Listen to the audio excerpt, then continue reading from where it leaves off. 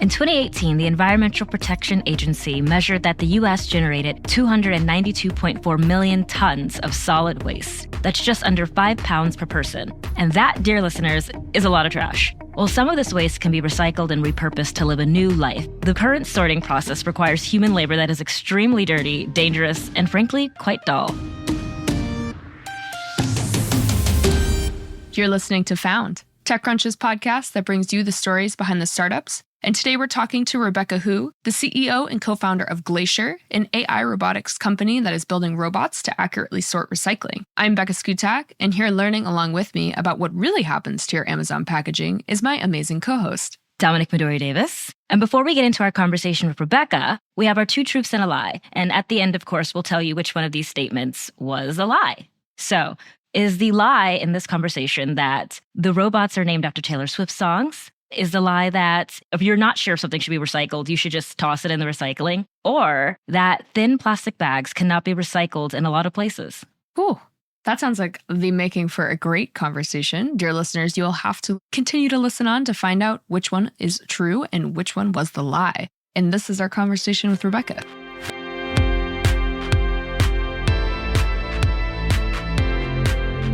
Hey, Rebecca, how's it going? I'm doing very well. How are you guys? I am doing well. You know, such an honor to have someone on the show who also shares the best first name in the entire world. I've always said it loud and proud, but glad to hear you agree. What could be better? We don't have Rebecca on the show to talk about that. Thankfully, we are talking about something more interesting. So maybe if you want to start by telling us a bit about your company, Glacier. Absolutely. Glacier is building AI-enabled sorting robots to help improve both the traceability as well as the actual recovery of all of these high-value items that we're throwing into our recycling, much of which ultimately ends up in the landfill. One question I had before we dive in too far, what got you interested in the recycling space to begin with? What drew you to want to fix problems in this space? Because I know looking at your background, you've worked in a couple different areas. What drew you to this space to begin with? So my background is definitely very multidisciplinary, and I think you can kind of read between the lines there and see that for a long time, I felt like my goal of my career was to keep as many doors open as possible for as long as possible. But when I started learning a little bit more about what was really going on behind the climate crisis, behind all of the issues facing us in terms of our planet's sustainability, it was really the first time in my life that I thought about a life devoted to working on the circular economy. And I said, you know what, if this is what I pigeonhole myself for, that will be a life very well lived. So if we rewind back to roughly 2019, 2018 or so, this was a time when a lot of headlines were coming out about the climate crisis and how we were hurtling towards climate death unless we did something very quickly to fix it. And I think it became very clear to me that there are a lot of really important problems to work on in the world. But for me personally, it felt truly unconscionable to be spending all of my working hours working on anything but helping to mitigate and ultimately solve the climate crisis. Now, within that, in 2019, there were also a lot of headlines coming out about recycling. And to give you some context, previously, China had been the world's biggest customer of our recycled goods. So we would, sort out all our recycling. A lot of it would end up getting shipped over to China. They would reprocess it, turn it into new feedstock, and then sometimes send it back. And the fact of the matter was a lot of the world was sending China incredibly contaminated recycling. Effectively, it was just trash. And so overnight, China passed something called the National Sword Policy, which said, you know what, we're sick of taking the world's trash and landfilling and incinerating it. So unless you can, quite literally clean up your act, our borders are closed to you now. And this really sent the industry into a bit of a tailspin as everyone was trying to figure out how the heck do we actually keep the lights on? And so that posed a really interesting opportunity for me and my co-founder Arib to actually get involved into this entire landscape from both a climate angle as well as just taking advantage of a really huge market opportunity to inject new innovation and new technology to help a very old and critical process work a lot better. And so when we were kids, it seemed like the best thing you could do for the environment was recycle. But what's missing in that messaging? Definitely. If we're going to solve the climate crisis, fixing recycling on its own, frankly, is not going to be enough to dig us out of this hole that we're in.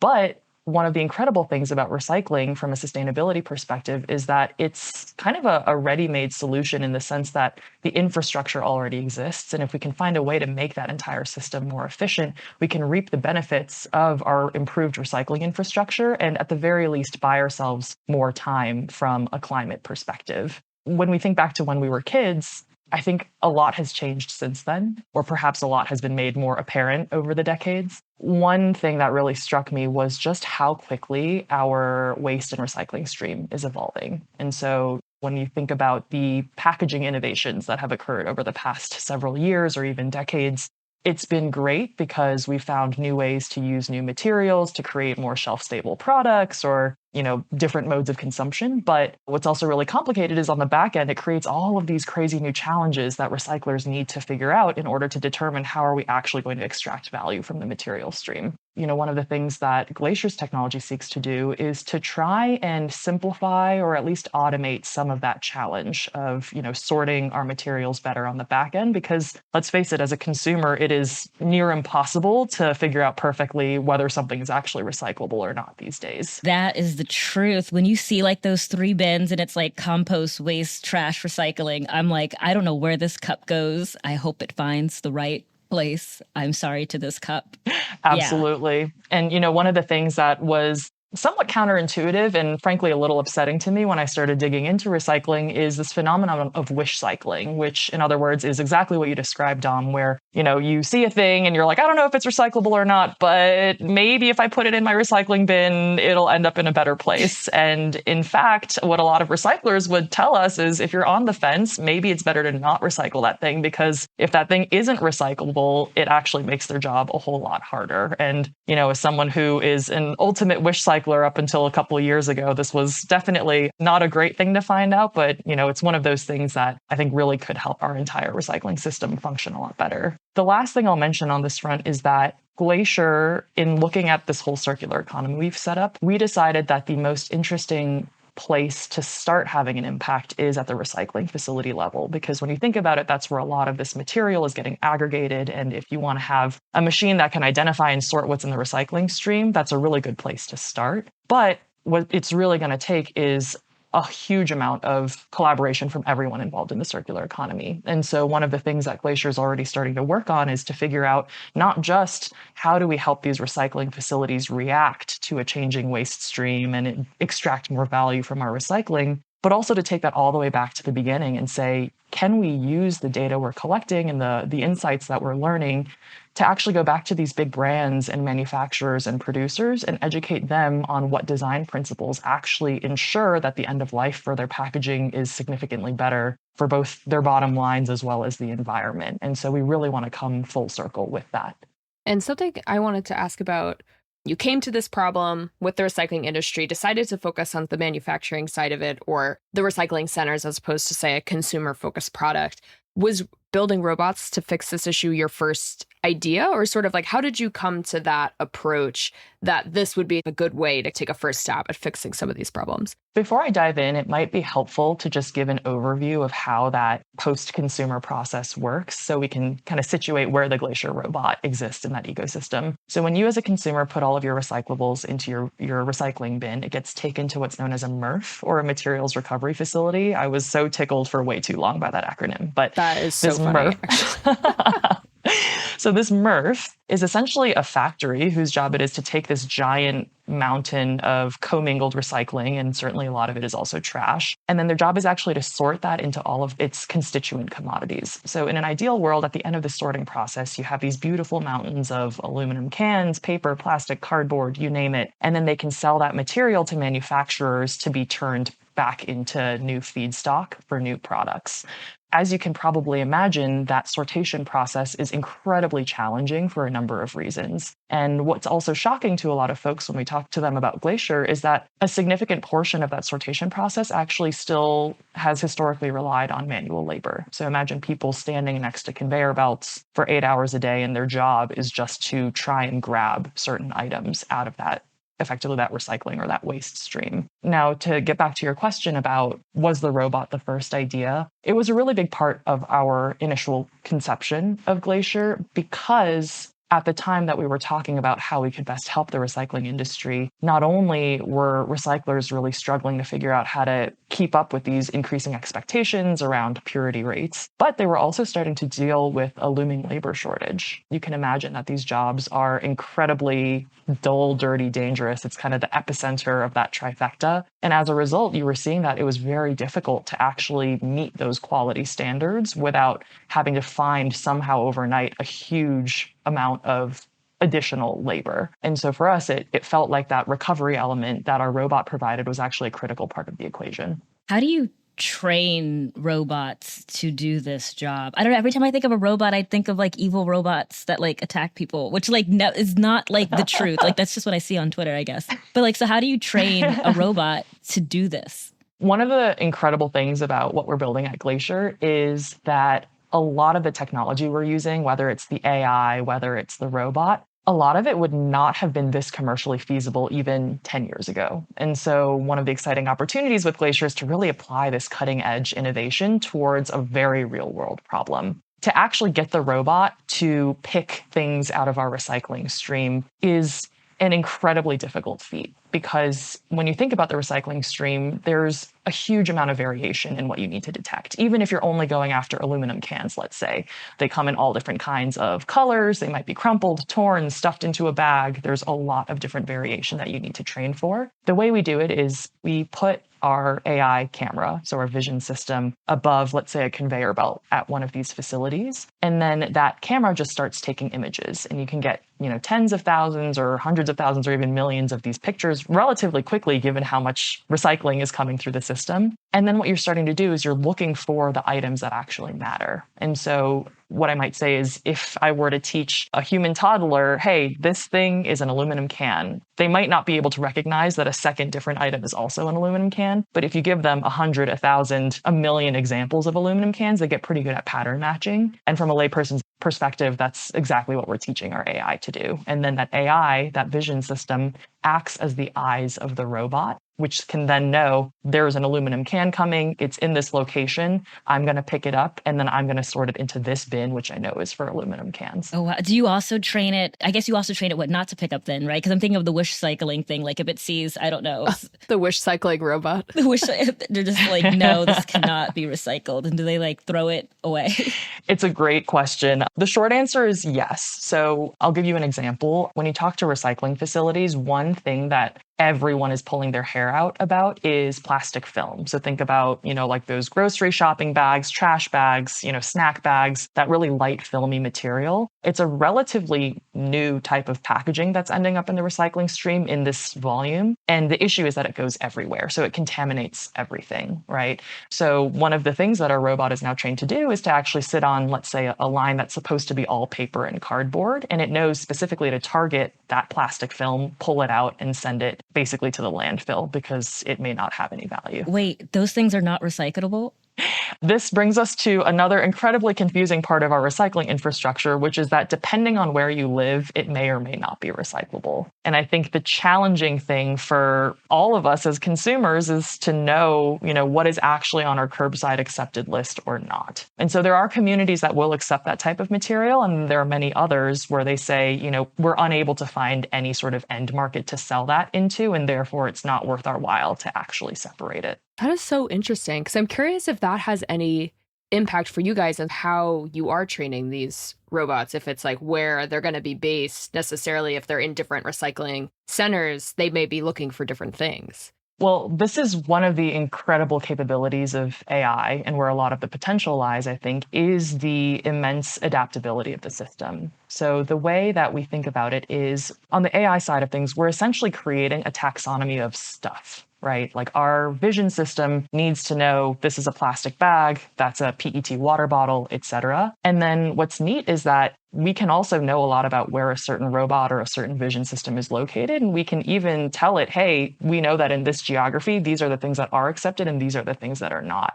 And that way, this robot can essentially instantaneously sort the item that it knows something to be into, yes, this is a good thing, or no, this is a bad thing, depending on, what community it's operating in. And I'm curious, what has it been like building an AI-enabled business like this? Because you guys obviously did not just start last year when everyone started going nuts about AI, even though, of course, as we all know, people have been building companies using AI for a very long time. But what has it been like for you guys building in the AI space and sort of seeing that investor perception change? And I mean, you could say the same thing for climate tech as well. The AI piece of our backbone has definitely been hugely important. And I think there are a lot of ways to take that roadmap, which I'm happy to elaborate on. What's been interesting to me is to sort of see where perception meets reality. And I say this from both an investor and a customer perspective, because I think for a lot of us who are just hearing all these stories about how AI is incredible or AI is terrible and AI has all of this potential, there is sometimes this perception that, hey, why isn't it as easy as just putting an item in front of an AI model and it should automatically learn how to detect that, right? And the fact of the matter is that it is still incredibly challenging to figure out the right way to train these models and get them to actually perform in a real world environment, especially one that's as intense and as variable as a recycling facility. So I think on one hand, it certainly has taken a lot of work to even get our AI model to where it is today, which is that it can identify a little over 30 different types of categories of items. On the other hand, we're constantly trying to stay attuned to all of these new technologies that are making it easier, faster, cheaper to train our AI models. And so we are definitely seeing the acceleration of that innovation picking up over time. And think about the investor side of it too. I know you guys just announced funding this week. So congratulations on that. But how has fundraising for this company been, and has it changed since this AI craze, this new focus on climate tech has started? Yeah, it's interesting because roughly speaking, this focus on AI and climate tech has kind of coincided with the bottom falling out on the fundraising market. And so Right. it's a little bit hard to piece out, what's bringing us up and what's pulling us down in that regard. I definitely think, investor interest has picked up, particularly on the AI side of our business. And the questions that we get there are certainly, just as a thought exercise, they're becoming increasingly interesting. Like, what could this AI actually do at scale? I think what's also funny is that investors, at least some investors that I speak to, it's clear that perhaps they've been burned by other misconceptions around AI. So I actually had an investor at one point ask me, is what you're doing actually using AI? And I had to sort of probe for what they meant by that question. And I think what they were getting at is that perhaps they've encountered companies that are trying to shroud everything they're doing in this mystical cloud of AI to benefit from that on the fundraising side, and that perhaps behind the scenes they were doing a lot of manual identification or manual work to make it seem like there was an automated system. And what I tell these investors is like, if you're asking me that question, you've never seen how much stuff is coming through every single second in these facilities. It would be near impossible for us to somehow have an army of people behind the scenes trying to frantically identify every single item so that our robot can pick it half a second later, right? So it's been interesting because I think there's an element of education that comes along with touting what we're building. That is so interesting, because I've heard a lot of investors talk about that concept of being like, oh, some companies we talk to market themselves as AI, and then you get in there and it's like, not really. But I haven't heard of it from the other side of you being a founder and someone being like, is this really AI? And you're like, yep, let's take a look. That's so interesting.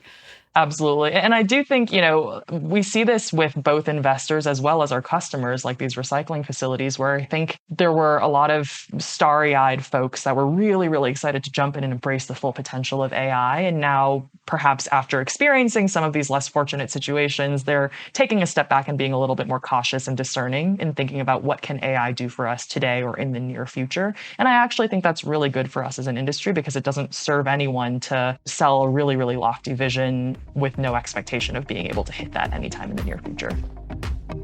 More from this conversation right after a quick break. How did the relationship with Amazon evolve? Yeah, the relationship with Amazon was, one of those kind of classic fortuitous moments where you see a window of opportunity as a founder, and then you just kind of grab the bull by the horns. If we rewind a couple of years, Glacier actually participated in a recycling-focused program sponsored by the state of Washington. And we were kind of just there doing our little demo day pitch. And unsurprisingly, it turns out there were a lot of Amazonians in the audience, because this was in their headquarters city. And so I ended up just talking to a couple of these folks, just seeing where the conversation would go. And it kind of snowballed from there, where one person introduced me to another person who introduced me to another person. And it kind of just became clear to us that our technology could plug in so many ways across the Amazon value chain. So from all of those conversations, we actually started a commercial pilot with them late last year. And I think it was around that time that we also started having conversations with the Climate Pledge Fund. And what's neat is that I think the Climate Pledge Fund not only saw the market potential that Glacier had generally. But of course, if you're a fund that's advocating for the strategic business interests of a particular company, it's obviously amazing if this startup is already proving that it's adding value to your business units. And so I think that definitely was the catalyst for the subsequent conversation and investment. Yeah, and it's interesting because I guess they're going to be using it to see what happens to its packaging as well to help with that. What happens to our stuff after that? That's really interesting. I've never thought about that. Like, I also have no idea what happens to anything after it goes through this process. I am very glad you're mentioning that, Dom, because the dirty truth is that no one really does until very recently. That was one of the things that immediately struck me as my co-founder and I were thinking about entering this space is, we were like, what is the data that's available and how does that point us in the right direction on what to build? And it turns out that the data surrounding our waste and recycling streams, certainly there's a lot of data, but it is incredibly difficult to aggregate and actually analyze it in a way that lets us do something about it. So I'll give you an example. When you think about something like, what is the composition of material that's entering a recycling facility? Like what percentage of this stuff is aluminum cans versus PET bottles versus something else? The way we currently do it is we, being the industry, will hire a couple of people and they will literally pull off maybe a half ton or 1 ton of material and they will hand sort each item in that ton. They'll categorize it, they'll weigh it. And then at the end of this, 1 to 2 week long effort that costs tens of thousands of dollars, you have this snapshot in time of like 1 ton of material for a facility that processes sometimes, hundreds of tons a day. And then you just assume that that's the case for the rest of the year. So when you kind of roll that out to a company like Amazon, they obviously have a vested interest in understanding where is all of our stuff going? Are people actually recycling it? Is it ending back up in our value chain or not? And in our conversations with the Amazon team, that was a huge part of what appealed to them. They've spent a lot of time in recent years optimizing that front half of their production for sustainability. For example, reducing the amount of plastic packaging or shipping boxes without the additional box around it. But through those conversations, it became clear that they didn't really know what was happening after it got to the consumer. And of course, if they want to be responsible stewards of their entire value chain, then they actually have to know what's happening in the back half of that equation so that they can do something about it. And that leads into something I wanted to ask you about too. Because recycling as an industry had gotten so bad and things weren't going well and stuff like that, and things had changed, obviously, like you mentioned, with China wanting to buy our recyclables and not. What is the demand like for this? It sounds like companies like Amazon obviously seem to care about being able to figure out what happens to their packaging once it goes to consumers, but what is demand for this like? Sure.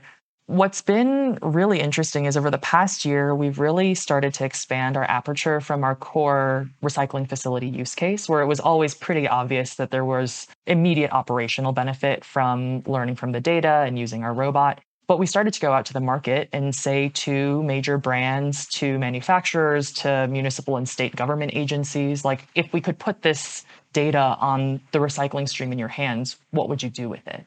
And what you're seeing is that there are different but incredibly powerful use cases within each of those segments. So we'll take brands, for example. I think there are a couple of different reasons we've seen that brands actually want access to this type of waste stream or recycling stream data. The first is certainly from a sustainability perspective. A lot of brands are becoming increasingly conscious about where their packaging is actually ending up.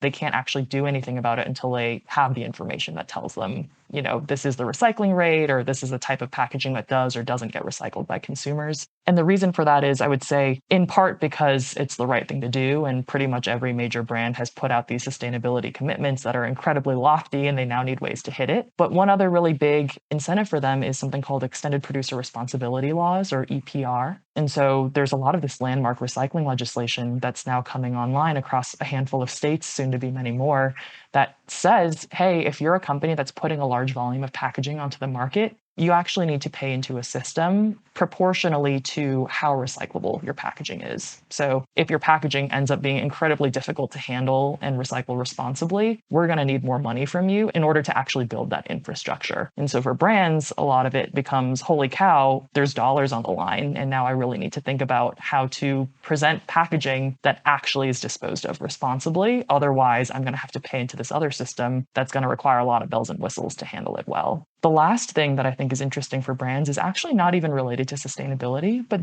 what a lot of folks don't realize about recycling is at the end of the day, it is very much an industry focused on the supply chain. So when you think about the amount of plastic or aluminum or whatever it is that's needed in order to help these brands continue to make all of the stuff they're making. For a lot of these commodities, there's actually a huge shortage. And so these brands, even from just a supply chain perspective, have a vested interest in finding new ways to recover more PET plastic, for example, in order to actually meet the volumes they need to hit certain requirements internally. And shifting gears just a little bit more over to the personal side of being a founder, I know you have past experience at a startup because you worked with Thumbtack, which we actually had on the show last summer. But I'm curious, even though you had some of that background in startups, what was it actually like for you actually launching a company of your own?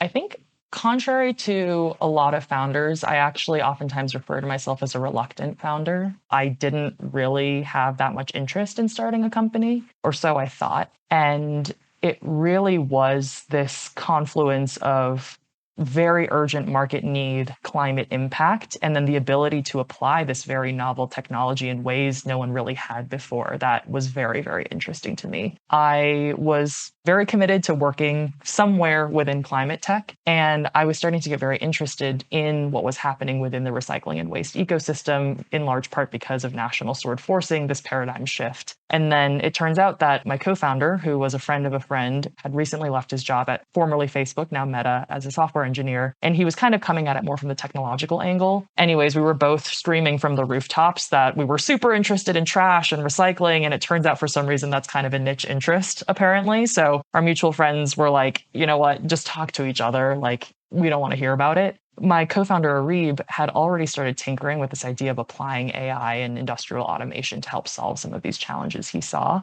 And I basically told him, look, I'm not interested in starting a company with you, but I can help you write a business plan and do this preliminary industry diligence to figure out if there's a company to be had here. And in so doing, I basically accidentally convinced myself over the course of a couple of weeks that this was the opportunity of lifetime, and that I would be foolish to not at least try to take it on in order to have a shot at making the impact that I wanted to.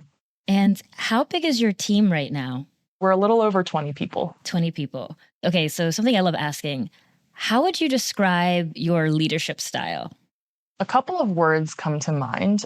Consensus driven is one thing that I think I've always tried to embrace. And, over the course of the years, there's a dark side to that too, right? It's kind of impossible to always have perfect consensus on every topic. And so there's a certain balance that I'm learning along the way of, how do you make sure that you're soliciting new information, new opinions, and making everyone feel heard, but then also effectively driving to decisions quickly and figuring out ways to resolve conflicts, because those will always exist. Another word that comes to mind on our leadership style, mine and my co-founders, I think is just openness to new information. I think that we are in an incredibly complex industry, especially when you step beyond the four walls of the recycling facility and you think about all the other players that have an impact on our circular economy. And so, even now, almost 5 years in, I'm learning new stuff left and right about what actually is needed to make a difference here. For us, there's very much this cultural value we try to embrace, which is what information would be needed to change your mind on something. And we ask ourselves that constantly. And I think it ensures that we never get too dogmatic about a certain approach or a certain belief. Wait, no, actually, there's something I'm really interested in. With a company like this, who is the first person you hire that's like not you and your co-founder? Like, who is your first hire? Yeah, so my co-founder, Arib, and I'd like to think we both have a pretty realistic understanding of our skills, our strengths, and our weaknesses. And so the first person that we hired onto our team was actually a very skilled mechanical engineer. I think Arib definitely has a lot of kind of incredibly full stack engineering experience. So as context, the first ever robot that we installed in a recycling facility was 100% just Arib. Like he sourced all the parts, he integrated it, he programmed it, he tested it in the lab. Okay, I will volunteer that I helped him actually physically install the thing, but it was all him, right? But at the core of it, we knew that his background was more on the software and the AI development side of things. And so we said, okay, if we really want to take this incredibly multifaceted and very difficult to build robot to the next level, we probably should hire someone who has that actual industrial engineering experience. Yeah, I was going to ask who's building the robots. Wait, are the robots made from sustainable material? It's a great question. So we have definitely done kind of our own end of life analyses on our systems. And it's sort of a meta question of, are these waste ending robots themselves helping to end waste when they're out of commission? We currently source a number of our parts from these very reliable OEMs. And so we do a certain analysis to understand like what is the material that's being put into each of these parts. And then we also work with a lot of local vendors as well for some of the parts on our robot. So it is definitely a mission of ours, once we've figured out like what this overall system looks like, to start thinking about how do we reduce our own environmental footprint. But there are many ways that we as a company have already tried to start doing that in any way possible. No, that's so interesting. Because I'll never forget, I was walking by a bar in my neighborhood. This was a couple of months ago.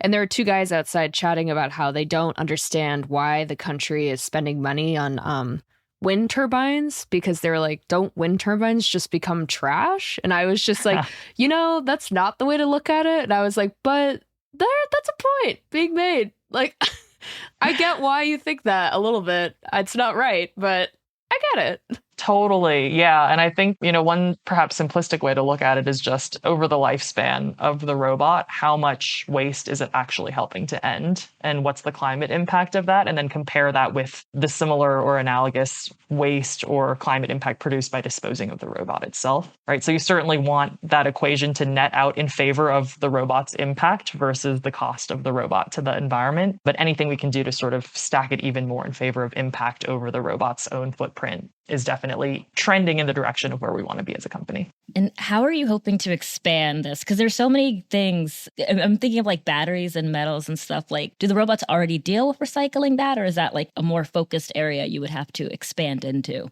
Sure. It is definitely a focused area. And so, you can break it down in a couple of different ways. One is purely just like the raw identification and sortation task. So if you're talking about going from sorting discrete items like aluminum cans and water bottles down to trying to sort out little pieces of scrap copper out of a giant pile, like you definitely can imagine you need a slightly different mechanism for actually grabbing or picking or otherwise sorting those things. And then there's also the question from the business side of how do you best insert yourself into the value chain, right? Depending on what types of recycling stream you're talking about, or even what region you're operating in, the players that are involved are a little bit different. And so the question is, for example, do you go and sell your equipment directly to the recycling facilities, or do you end up partnering a little bit more with the upstream players who have a vested interest in recovering more material and then have them introduce you in through that ecosystem? What's been really fun for me and for Reeb is that we focus a lot on the technology,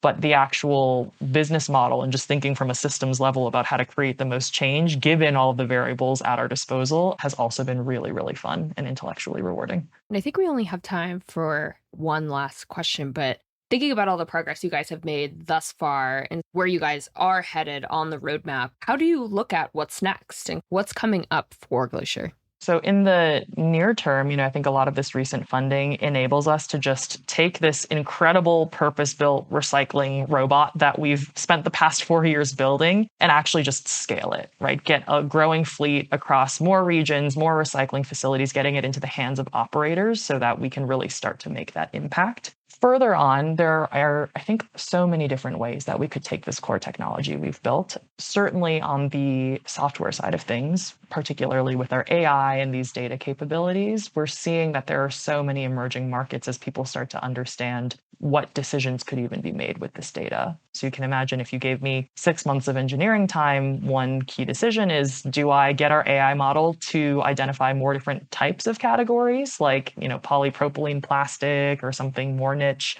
Or do I get it to start doing something like identifying the brand on different bottles that are coming through the system? So there's that type of bifurcation in the roadmap that we need to decide on. And then longer term, I think there are so many ways that we can use this sortation across different waste streams or recycling streams. I think in addition to residential recycling, there are opportunities like certainly e-waste recycling is a very hot topic and only going to become even more so. Organics is also becoming very important in a number of states. So what are we doing with our composting?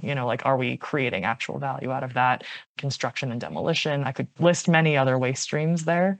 And then the last thing that we think about often is if you're given a hugely heterogeneous amount of stuff and your job is just to design a system that can sort it well, in some respects, if you were to design from scratch, you wouldn't necessarily want a mechanism, whether it's a robot or a person, to literally just pick things item by item when you're dealing with like millions and millions of items. So then the question becomes, are there other ways to design technology to actually achieve better sortation at scale? So it's just a flavor of all of these different avenues of our roadmap that we're constantly thinking about. I do have one final question.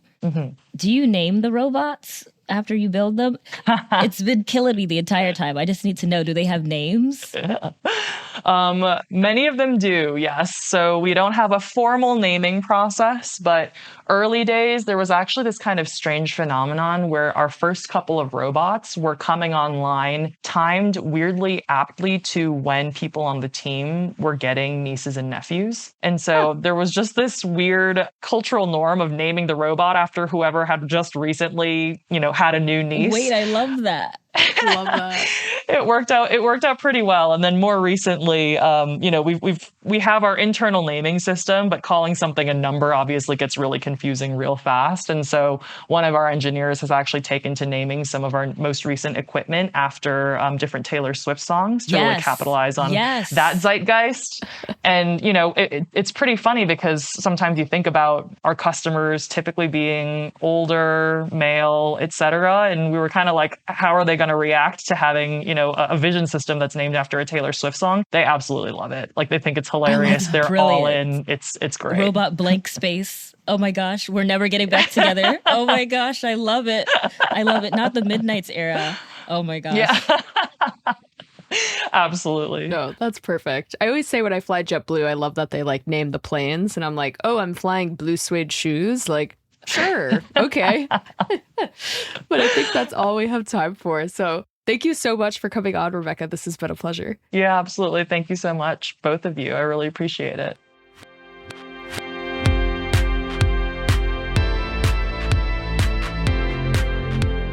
And that was our conversation with Rebecca. Dom, what was the lie? The lie was that if you think something should be recycled and you're not sure, you should toss it in the recycling. It turns out that is not true. Alert, alert. If you're not sure where it goes, you should probably throw it in the trash, because it turns out that's called wish cycling and you shouldn't do it. And it makes people and the robots' jobs a lot harder. This conversation reminded me of it. And it's something that I've known and people have been talking about for years, but people want to recycle.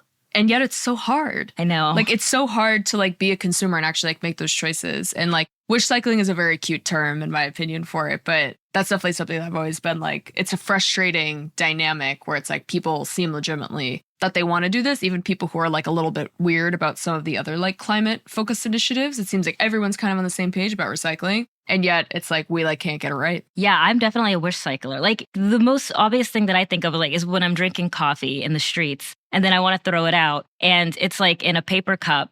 I recycle that, right? But then they also have like compost. But then I also see people throw it in the trash because it's like used.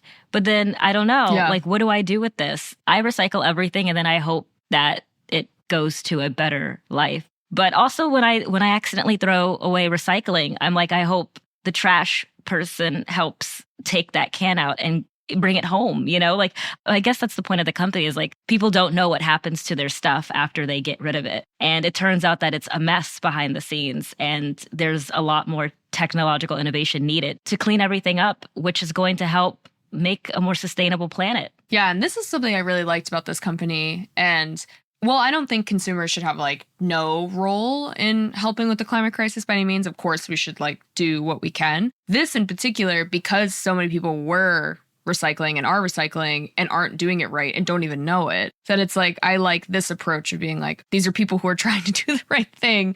We'll put in this layer that essentially allows them to do the right thing, even if they didn't actually do it correctly to begin with. Because I feel like that's such a great way to ensure that you get the same goal, even if the parties involved maybe aren't always necessarily sure of what exactly to do. I'm actually kind of glad the robots are involved because I could not imagine this as a manual job. Oh, I know. Just going through, like, do you know how tedious that would be? Like, that's a lot. As listeners know, I have super fun and exciting hobbies outside of work. So I've actually watched a couple documentaries about these like recycling processing plants overseas. And like, it's really crazy. Like watching them, you'd be And then you're like, oh, this is so far away. Like, this isn't what we do here. And then you're like, oh, no, this is all trash shipped over from the US. And you're like, oh, my God. That's crazy. It's really crazy. I cannot believe. Would recommend looking them up if you want to get sad real fast. I can't believe we were doing that to other countries. That's crazy. You could just ship your trash to other places. And then, because I learned something important last year, and that was, I guess I didn't realize that trash catches on fire. And oh, my God. I was talking to someone from India because he had like a company that was trying to address this issue. And he was telling me how, yeah, when you just have a bunch of trash together and like in the landfills, eventually it just catches on fire and it burns endlessly. So he was talking about where he was from in India, how you could just see and smell burning trash all the time because it was just there in the landfill. And I was like, that's crazy. I had no idea that trash just catches on fire because I guess it releases methane or something like that. Oh, yeah. No, it makes sense. Yeah. And some places even like just burning it is the strategy. Yeah. Like that is the plan to burn it. And that's just like, that's so crazy to me. What are we doing, guys? It is so funny. Like we talked about on the call a bit, just thinking about how like we viewed recycling as kids or like how they taught it to us then. Or I even think about it now, like as someone who watches the Denver Nuggets, they play at Ball Arena, ball being ball cans. And all of the stuff they do on the court is recycling related for the fans. Like, here's a highlight recycle reel, or like people go out on the court. Their literal tasks is like run this obstacle course that involves you throwing aluminum cans into a recycling bin. Like it's all recycling focused, which I've always thought is kind of funny. But that doesn't actually matter unless you have stuff like Glacier's tech in there as kind of like that backstop. Yeah, 8-year-old me thought I was saving the planet, throwing a little bottle away. But you know what's interesting? And I liked hearing that a company as big as Amazon is interested in this, because a lot of the times, like even when we're talking about recycling, how they told us like, yeah, recycle, it really echoes the whole use a plastic straw and save a turtle thing. And it's like, I can totally do that, but we need really, really big entities like Amazon and these big companies that give us all these packages to really step up also and use technology like this. So I'm glad to see that the onus is being put on what big industry is this big packaging industry. Big packaging. No, I agree, because that is what's always interesting about climate change initiatives. That's why at the beginning I was like, I like that this is not a consumer focused thing, because even if all of us became perfect climate conscious citizens tomorrow, if the corporations don't, it really does not make as much of a difference as we want it to. I love to hear that. Yeah, because I love Taylor Swift, but I'm using a paper straw out here and those things suck, okay? And you're on a private plane. I'm like, come on, we got to balance this out. We got to balance this out because I'm suffering with these paper straws to save a turtle. What about me?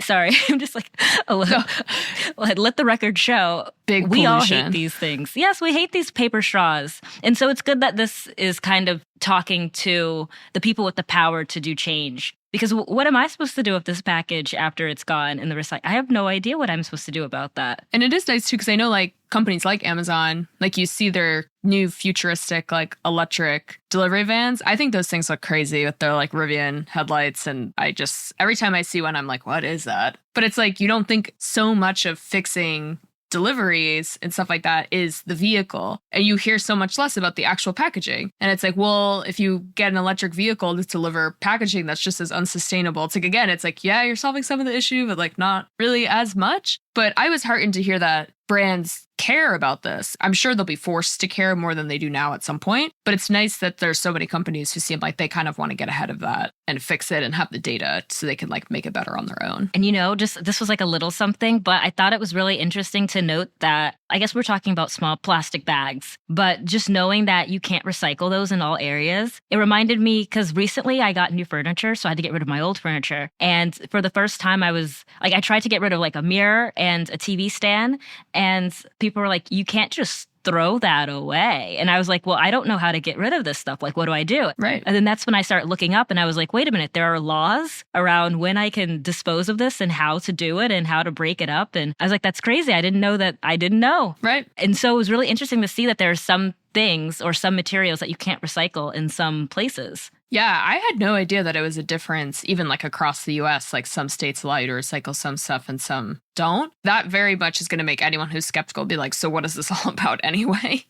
Because it's like, you can't blame them for that. I mean, mixed messaging You don't expect that in recycling. Mixed signals. What are we? Mixed signals. Yeah, but you know what? We spoke a little bit about fundraising with her, and the company just got about 7.7 million, I believe, right? Mm-hmm. I feel like they deserve more for this. They definitely need more. And I don't like how investors were skeptical about how much AI they were using. I feel like that's not something they ask other companies. Why do they care? They just throw money at AI companies. I don't like that at all. I don't like it. This company deserved more. No, you're so right, because there have been so many pitches that I've gotten for funding rounds where it's like, oh, this is an AI company, or like it's working toward that, or like it's working on training it, or like it's X, Y, and Z. And then you find out they have some like huge staff and you're just like, all right, how much of this is actually AI? But like this company having like real robots being built and being used and only having about 20 people is like, okay, how are they even asking you that? The signs are there. Like, obviously this is AI. I mean, I guess it just speaks to the moment we're in now where it's like VCs want it so bad, but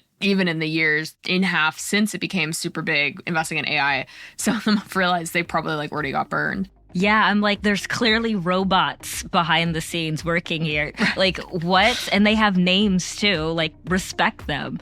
You know? And so it seems like everything about this would be an investor's dream. They deserve more money. Mic drop. That's it. That's it. Yeah. Found is hosted by myself, TechCrunch senior reporter Becca Skutak, alongside senior reporter Dominic Midori-Davis. Found is produced by Maggie Stamets with editing by Kel. Our illustrator is Bryce Durbin. Found's audience development and social media is managed by Morgan Little, Alyssa Stringer, and Natalie Kreisman. TechCrunch's audio products are managed by Henry Pickavet. Thanks for listening, and we'll be back next week.